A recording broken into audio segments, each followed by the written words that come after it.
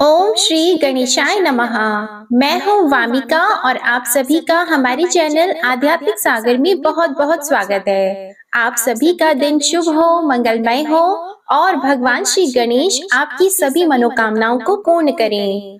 आज आप सुनेंगे पौष मास महात्म्य का अध्याय 10। आज की कथा में आप सुनेंगे परशुराम जी का शिवलोक में जाकर शिव जी के दर्शन करने का वर्णन। श्री नारायण कहते हैं, नारद, तदंतर परशुराम ने ब्रह्मा की बात सुनकर उन जगत गुरु को प्रणाम किया और उनसे वरदान पाकर वे सफल मनोरथ होकर शिवलोक को चले गए। वायु के आधार पर टिका हुआ वह मनोहर लोक 1,00,000 योजन ऊंचा तथा ब्रह्मलोक से विलक्षण है। उसका वर्णन करना अत्यंत कठिन है। उसके दक्षिण भाग में वैकुंठ और वाम भाग में गौरी लोक है। नीचे की ओर ध्रुव लोक है, जो संपूर्ण लोकों से परे कहा जाता है। उन सबके ऊपर 50 करोड़ योजन के विस्तार वाला गोलोक है। उससे ऊपर दूसरा लोक नहीं है। वही सर्वोपरि कहा जाता है। मन के समान वेगशाली योगींद्र परशुराम ने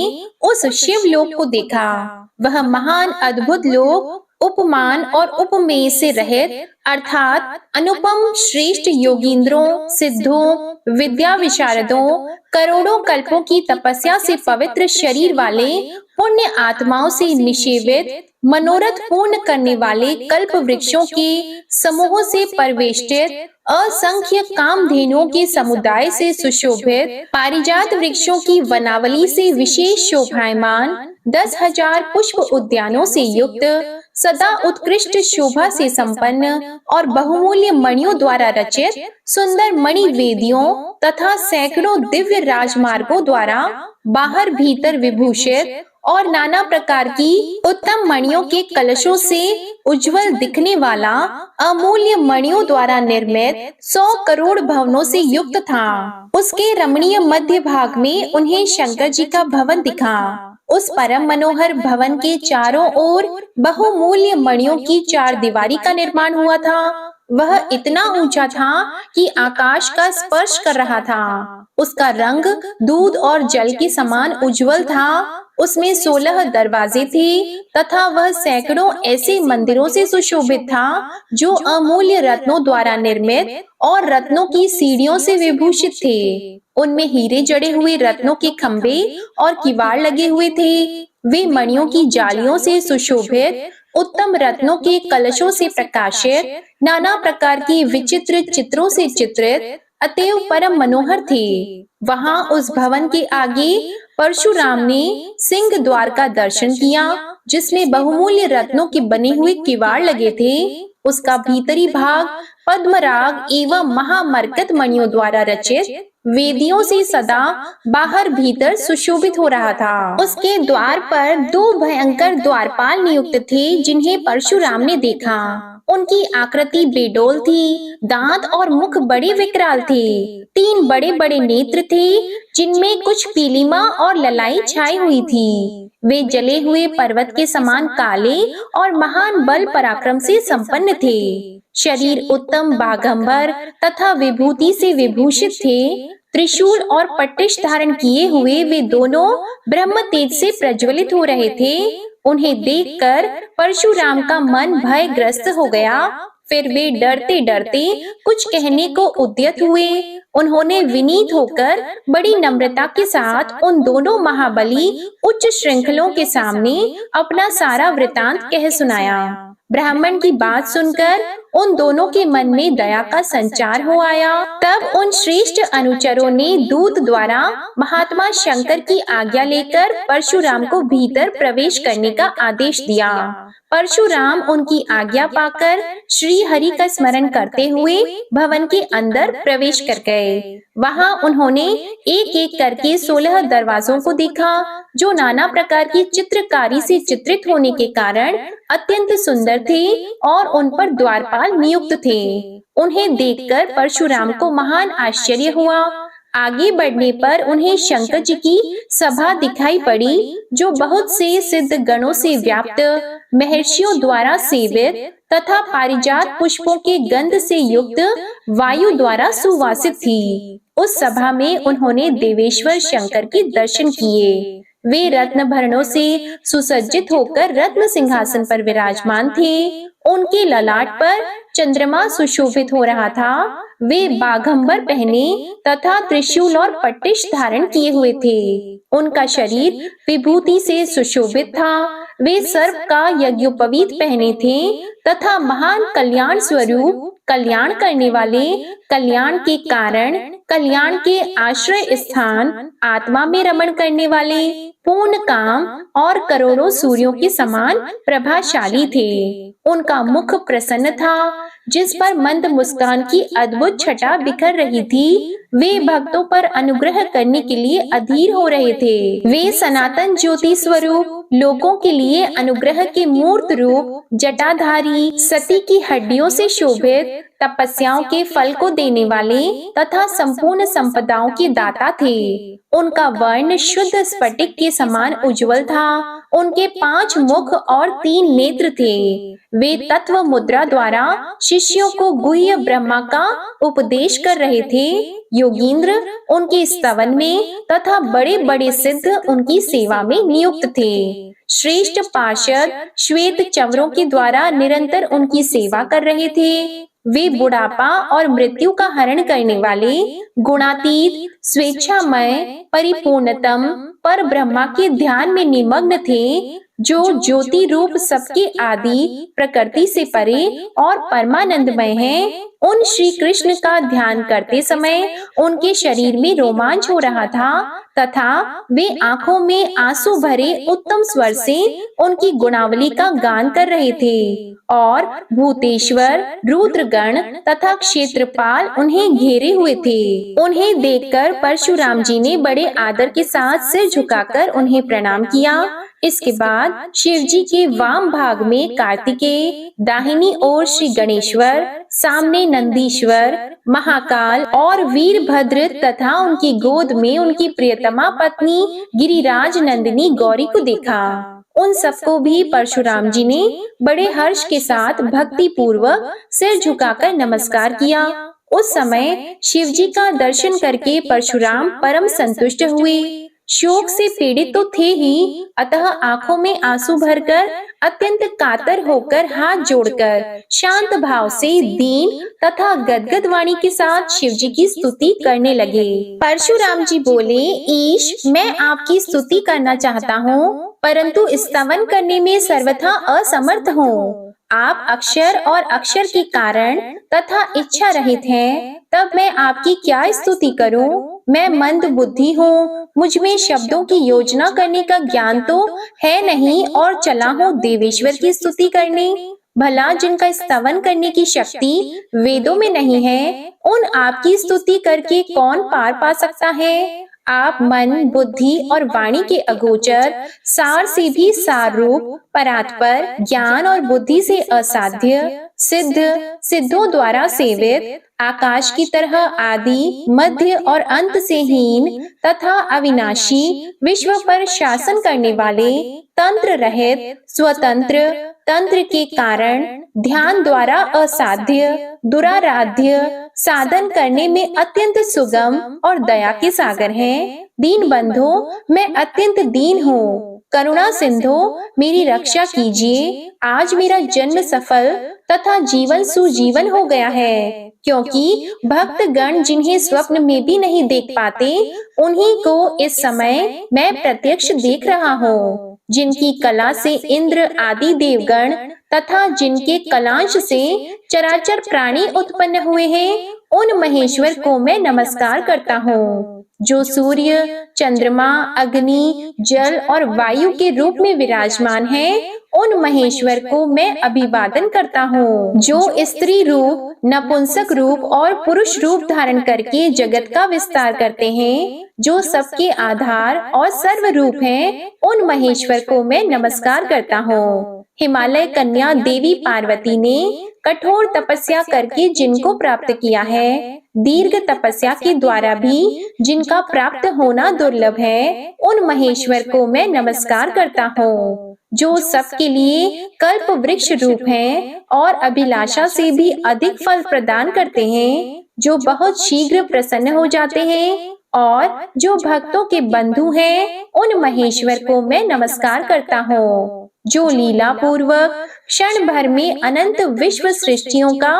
संहार करने वाले हैं, उन भयंकर रूपधारी महेश्वर को मेरा प्रणाम है, जो काल रूप, काल के कारण और काल से उत्पन्न होने वाले हैं तथा जो अजन्मा एवं बारंबार जन्म धारण करने वाले आदि सब कुछ हैं, उन महेश्वर को मैं मस्तक झुकाता हूँ। यो कहकर भृगुवंशी परशुराम जी शंकर जी के चरण कमलों पर गिर पड़े। तब शिव जी ने परम प्रसन्न होकर उन्हें शुभ आशीर्वाद दिए। नारद जो भक्ति भाव सहित इस परशुराम कृत स्तोत्र का पाठ करता है, वह संपूर्ण पापों से पूर्णतया मुक्त होकर शिवलोक में जाता है। इसके बाद महादेव जी के पूछने पर परशुराम ने कहा, दया निधान, मैं भृगुवंशी जमदग्नि का पुत्र परशुराम हूँ, आपका दास हूँ, आपके शरणागत हूँ, आप मेरी रक्षा करें। इसके बाद सारी घटना विस्तार से सुनाकर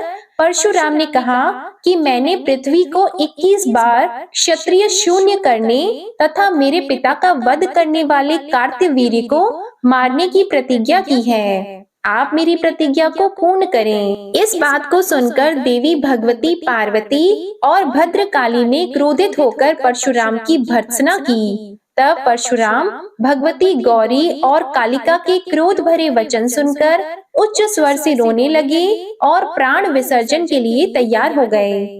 तब दया सागर भक्त अनुग्रहकारी प्रभु महादेव ने ब्राह्मण बालक को रोते हुए देखकर स्नेहार्द चित्त से अत्यंत विनय पूर्ण वचनों के द्वारा गौरी और कालिका का क्रोध शांत किया और उन दोनों की तथा अन्य सबकी अनुमति लेकर परशुराम से कहना आरंभ किया। शंकर जी ने कहा, हे वत्स, आज से तुम मेरे लिए एक श्रेष्ठ पुत्र के समान हुए, अतः मैं तुम्हें ऐसा गुह्य मंत्र प्रदान करूंगा जो त्रिलोकी में दुर्लभ है। इसी प्रकार एक ऐसा परम अद्भुत कवच बताऊंगा जिसे धारण करके तुम मेरी कृपा से अनायास ही कार्तवीर्य का वध कर डालोगे। विप्रवर, तुम 21 बार पृथ्वी को भूपालों से शून्य भी कर दोगे और सारे जगत में तुम्हारी कीर्ति व्याप्त हो जाएगी, इसमें संशय नहीं है। नारद, इतना कहकर शंकर जी ने परशुराम को परम दुर्लभ मंत्र और त्रैलोक्य विजय नामक परम अद्भुत कवच प्रदान किया।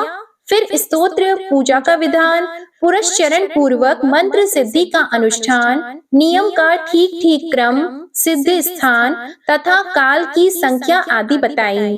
उसी समय उन्हें संपूर्ण वेद वेदांग भी पढ़ा दिए। इसके बाद शिवजी ने परशुराम को नागपाश, पाशुपतास्त्र, अत्यंत दुर्लभ ब्रह्मास्त्र, आग्नेयास्त्र, नारायणास्त्र, वायव्यास्त्र, वारुणास्त्र, गांधर्वास्त्र, गारुडास्त्र, जृंभणास्त्र, गदा, शक्ति, परशु, अमोघ उत्तम त्रिशूल, विधि पूर्वक नाना प्रकार के शस्त्र अस्त्रों के मंत्र, शस्त्र अस्त्रों के संहार और संधान, अक्षय धनुष, आत्मरक्षा का उपाय, संग्राम में विजय पाने का क्रम, अनेक प्रकार के माया युद्ध, मंत्र पूर्वक हुंकार, अपनी सेना की रक्षा तथा शत्रु सेना के विनाश का ढंग, युद्ध संकट के समय नाना प्रकार के अनुपम उपाय, संसार को मोहित करने वाली तथा बुढ़ापा और मृत्यु का हरण करने वाली विद्या भी उन्हें सिखाई।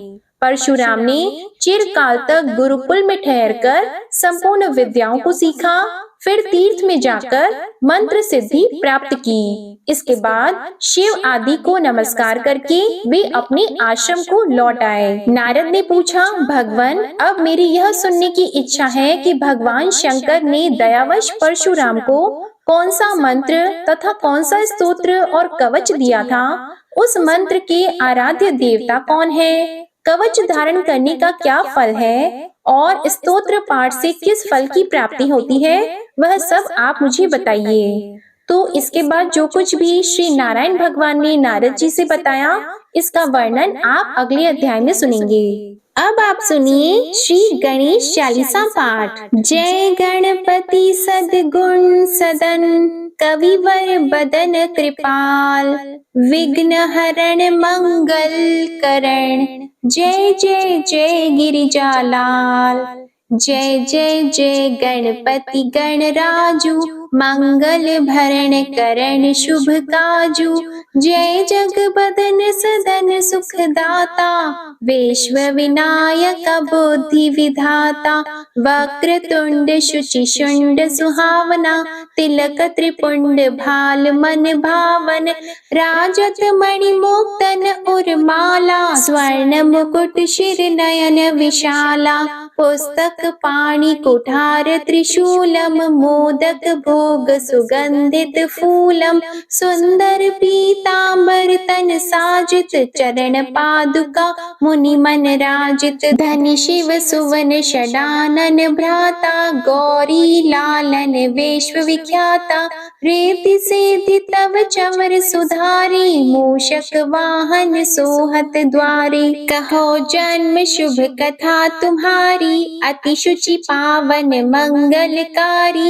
एक समय गिरिराज कुमारी, पुत्र हेतु तप कीन्हा भारी, भयो यज्ञ जब पूर्ण अनूपा, तब पहुँचियो तुम धरि द्विज रूपा, अतिथि जान के गौरी सुखारी, बहुविधि सेवा करी तुम्हारी, अति प्रसन्न हवे तुम वर दीन्हा, मातु पुत्र हित जो तप कीन्हा, मिलहि पुत्र तुहि बुद्धि विशाला, बिना गर्भ धारण यही काला, गणनायक गुण ज्ञान निधाना, पूजित प्रथम रूप भगवाना, अस कहीं अंतर ध्यान रूप होवे, पालना पर बालक स्वरूप होवे, बनि शिशु रूदन जब ही तुम ठाना, लखी मुख सुख नहीं गौरी समाना, सकल मगन सुख मंगल गावही, नाभते सुरन सुमन वर्षावही, शंभु उमा बहुदान लुटावही, सुर मुनि जग सुत देखन आवही, लखी अति आनंद मंगल साजा,